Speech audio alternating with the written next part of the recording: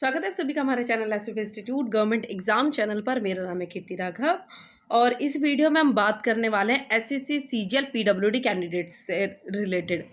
तो जैसे मतलब मैंने काफ़ी वीडियोस भी देखी जिसमें बच्चों की बहुत ही ज़्यादा क्वेरीज थी, जिसमें उनको ये क्वेरी थी कि डिसेबिलिटी जो परसेंट पीडब्ल्यूडी कैंडिडेट्स हैं उनकी परसेंटेज शो की जाती है, उनका वेरिफिकेशन होता है, दोबारा नहीं होता है वेरिफिकेशन, या फिर पीडब्ल्यूडी कैंडिडेट्स के रिजल्ट आने के बाद का प्रोसेस क्या है।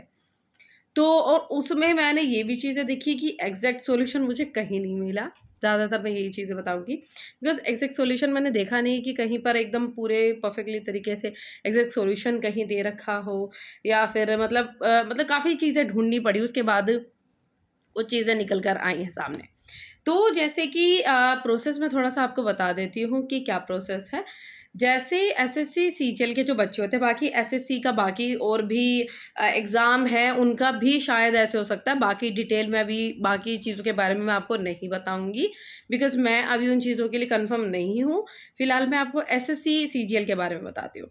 जैसे एसएससी सीजीएल का एग्ज़ाम होता है, जब आप फॉर्म फिल करते हो तो उसका मैंने एक तो आपको स्क्राइब से रिलेटेड मैंने आपके लिए वीडियोस अपलोड कर दी है कि अगर आपकी पीडब्ल्यूडी कैंडिडेट हो और आपकी 40% से कम डिसेबिलिटी है, उसको एक बार चेक कर लीजिए कि 40% से कम डिसेबिलिटी है, तो उस केस में आप क्या कर सकते हैं।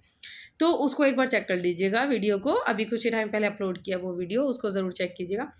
तो इस वीडियो में आपको बताती हूँ कि जैसे एक तो फॉर्म फिलिंग का प्रोसेस है, जहाँ पर जहाँ पर आप बताते हो कि as a PWD candidate form fill किया जा रहा है, ठीक है। फिर उसके बाद केस हो जाता है कि जैसे आपका सिलेक्शन के बाद का प्रोसेस क्या है।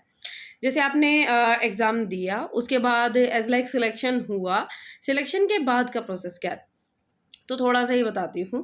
जैसे आपका सिलेक्शन हुआ तो उसके टाइम पे जैसे टायर 2 का जैसे रिज़ल्ट आ जाता है, आपका एग्ज़ाम का जैसे रिज़ल्ट आ जाता है, तो उसके बाद डॉक्यूमेंट वेरिफ़िकेशन होते हैं।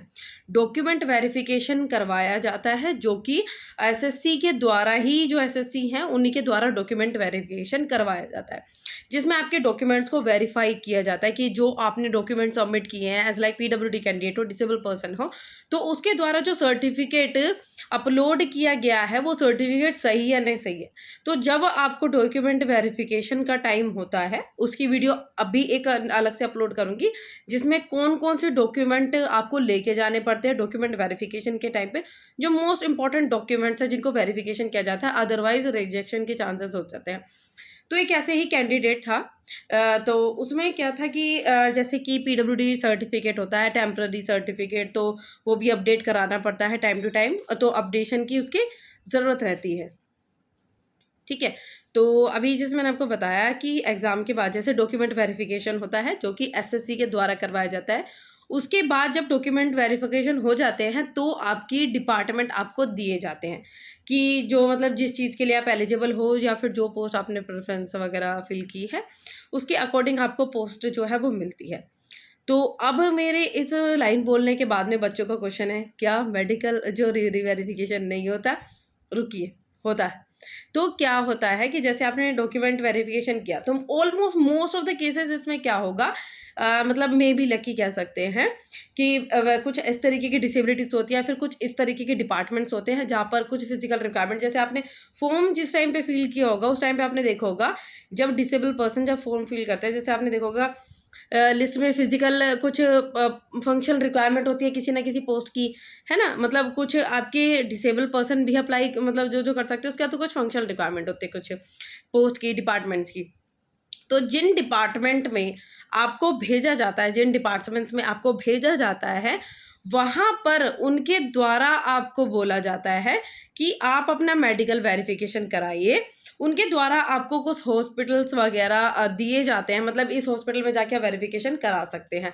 तो ये होता है फंडा। जैसे आपने डॉक्यूमेंट वेरिफिकेशन के बाद आपको डिपार्टमेंट दिए जाते हैं, फिर ये जो वेरिफिकेशन की जो रिस्पॉन्सिबिलिटी होती है ये एसएससी की नहीं होती है, ये वेरिफिकेशन की रिस्पॉन्सिबिलिटी हो जाती है डिपार्टमेंट्स की, जिन डिपार्टमेंट में आपको भेजा जा रहा है, ठीक है। फिर उसके बाद क्या होता है, जैसे कहीं कहीं पर फिजिकल रिक्वायरमेंट, जैसे आपको कुछ इस तरीके के डिपार्टमेंट में भेजा जा रहा है कि आपकी जो डिसेबिलिटी है उससे उनके ऊपर कोई फ़र्क नहीं पड़ रहा।